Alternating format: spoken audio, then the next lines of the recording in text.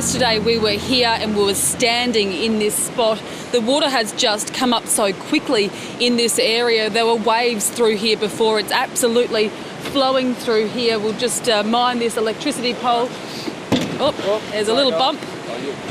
There are lots of things here that are very... Hello, I'm Paul Barry. Welcome to Media Watch. And we're glad to say Seven's reporter in Rockhampton did not get tipped into the drink, but she was wise to be wearing a life jacket because, as we heard from Nine's Carl Stefanovic, who was also out on the water, the Fitzroy River was... flowing at about 7 knots for all the boaties out there, so it's got a fair clip on. Wisely staying clear of the poles himself, Carl crossed live from his tinny to the Queensland Premier. Premier, good morning to you. You heard there from some of the locals, hoping that it's not going to peak as high. What is your information? Then interviewed drinkers at the pub as his dinghy drifted by. The beer still flowing? Then floated uncomfortably close to Seven's boating party, which was still riding the flood. But in case you thought all this tinny TV was just for theatre, the ABC's Jessie Dorset was keen to assure us it was not. Just for the people at home, just explained, this isn't for show, this is the only way to get in and out of these houses. We are travelling down Bolsover Street. That's pretty much the main drag. But don't think it can't be risky, as Channel 7's Bianca Stone warned viewers. Very real danger could be lurking under the surface. A crocodile can hide in water sort of this deep and you wouldn't even know it was there. And just like that, hey presto, one appeared. We have just seen what we thought was a crocodile. I'm not sure if you can see those pictures at the moment. Thankfully, that is a garden ornament. But now to far more serious news. And the horrifying gas attack in Syria, which left around 90 people dead, and may have brought the world one step closer to an all-out Middle East war. Dozens of men, women and children struggling to breathe. Some on the ground, convulsing. All signs of a deadly chemical attack. I lost my son, my children, my neighbours, my daughter. They're all gone. I only have God left. The gas attack was in rebel-held territory and no independent reporters witnessed it because the area is just too dangerous. So, we're relying heavily on videos and eyewitness accounts from opposition activists. But Western leaders like Angela Merkel, François Hollande and Donald Trump clearly have no doubts about who was responsible. Tonight I ordered a targeted military strike on the airfield in Syria from where the chemical attack was launched. So, can we be sure President Assad was behind it, especially given strong Syrian denials? The White House says the answer is yes, and our own Prime Minister Malcolm Turnbull shares its conviction.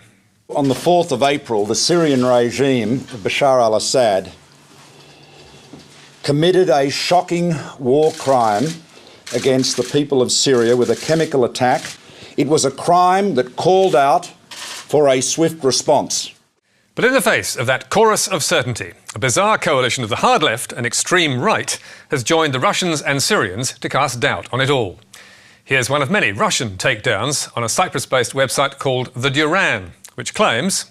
The alleged horrific gas attack in the Idlib governorate of Syria has now been fully debunked as fake news. This has not stopped CNN and many, if not all, mainstream media outlets to push the Assad gassed his own people lie once again.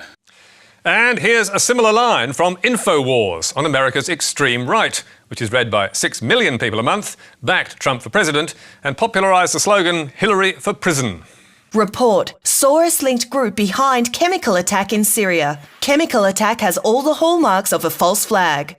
And completing this odd troika is the Australian left, in the shape of Sydney academic Tim Anderson, who featured on Media Watch in 2014 after one of his many visits to support the Assad regime. Anderson's been on social media describing the gas attack as planned, criminal and a false flag, and blaming Al-Qaeda. Al-Qaeda kidnaps and kills children in Syria. Bearded kidnapper jihadists. Dead children, no mothers. That tweet echoes a story on InfoWars suggesting that Al-Qaeda not only carried out the latest gas attacks, but kidnapped the victims in another part of Syria. So, what do we make of this coalition of distortion and doubt? As The Guardian's Middle East correspondent Martin Chuloff told Media Watch, It's an extraordinary fusion of the hard left and hard right. The anti-imperialist left is very active in Sydney and Melbourne. Then you have the Russians and their troll farms and the Syrian Electronic Army, and they all feed off each other. And to illustrate the point, here's another Sydney voice, former academic Paul Antonopoulos, who's been busy defending Assad on social media, claiming the gas attack was staged. Even the guys fixing my floor today wore better masks than the white helmets who were dealing with chemicals in Idlib. Antonopoulos' tweets have linked to his blog in the pro-Assad Al-Masdar News, where he's argued the gas attack could not be real because the white helmets are handling the corpses of people without sufficient safety gear. And because the doctor in a hospital full of victims of sarin gas has the time to tweet and make video calls. Antonopoulos has also been putting out that message on Russia's government-owned radio Sputnik. And to complete the circle, Adam Gary has cited his reliable claims in the Russian mouthpiece The Duran, concluding, "The story, which on the most fundamental evidence was clearly fake, now looks like a well-timed false flag propaganda move." But fake news is something Adam Gary knows all about, because he's a regular commentator for Russia's Sputnik News, which has been fingered by the EU, the US, the Germans and NATO for exactly that crime. NATO accuses Sputnik News of distributing misinformation as part of Kremlin propaganda machine. So why spread all this disinformation and discord?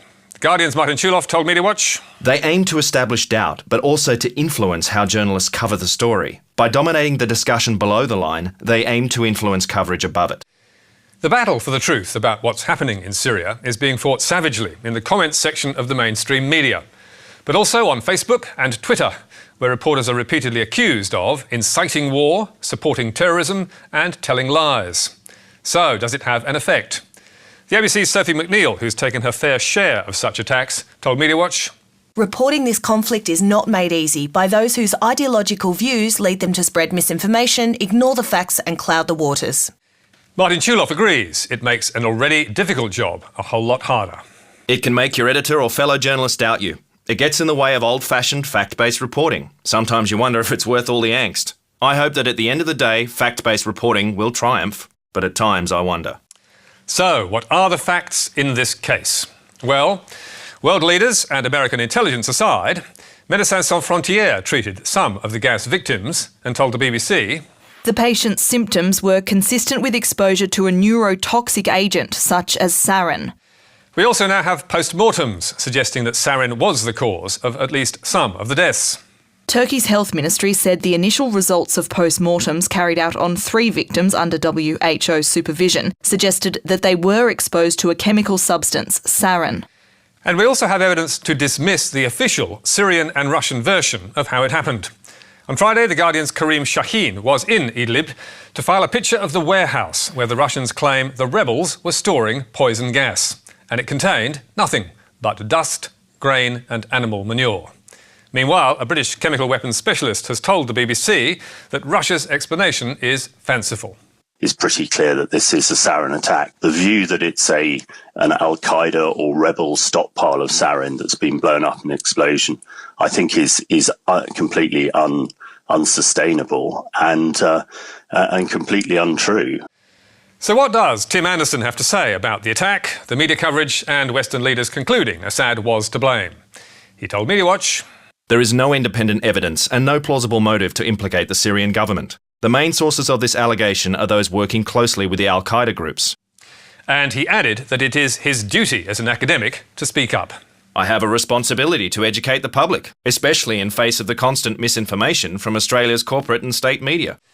Anderson told Media Watch he still favours the theory that Al-Qaeda did it and kidnapped the victims. And now to rare dissent at News Corp, where the Courier Mail's Paul Sivret has been brave or foolish enough to side with one of the group's biggest enemies, Human Rights Commissioner Gillian Triggs. "Our bigotry begins at home." Gillian Triggs was right to point out, kids get their prejudices from parents. Gillian Triggs right? That's not something you hear often from News Corp, where the Human Rights Commissioner has been under intense attack for ages, not least in The Australian, which has savaged her constantly with headlines like this. "Time up for Triggs as Turnbull slams indefensible use of 18C." And if anything, the attacks on her have escalated since she defended 18C in a speech to former Greens leader Bob Brown's charitable foundation, in which she lamented, perhaps unwisely, Sadly, you can say what you like around the kitchen table at home. Sadly, that line provoked new howls of protest from the News Corp commentariat. But Syria, who writes a column and editorials for the Courier Mail, but is also an unashamed social justice warrior, leapt to her defence, sharing a personal story of racism against a former girlfriend and concluding that, in this case, Triggs was a sane and reasonable voice of tolerance. Red alert. That did not fit the narrative of News Corp's free speech warriors, with both Andrew Bolt, Triggs would turn your kids into informers, and Tim Blair going on the attack. He actually agrees with the HRC tyrant that free speech within your own home is a problem. This isn't satire, he means it. And in doing so, Blair in particular unleashed an army of haters against their colleague. This bloke looks like he could be the perfect candidate for Australia's biggest loser, in more ways than one. Hopefully his mother will be responsible and abort this very late-term fetus. After all, it is truly non-viable. There is no place in the world for subhumans as stupid as this. Those and other comments, including one identifying where the father of two shops at the weekend, stayed on the Telegraph site for hours and were only removed after Syria complained. Understandably, he was shaken and took to Facebook to say, "To have this happen feels like corporate-sponsored bullying from my own employer that has risked the safety of my family. To be honest, I just don't think I can do it anymore." Bullying people they disagree with is something News Corp papers specialise in, but rarely are their own staff targeted. Lawyers are now looking at the case, with the Media Union's CEO Paul Murphy telling MediaWatch, "We are concerned that the company has failed to meet its legal obligations in this regard and have written to them to express our concern." We asked News Corp whether they reckon it's fair game for columnists to pick on their colleagues and why the comments slipped through the net.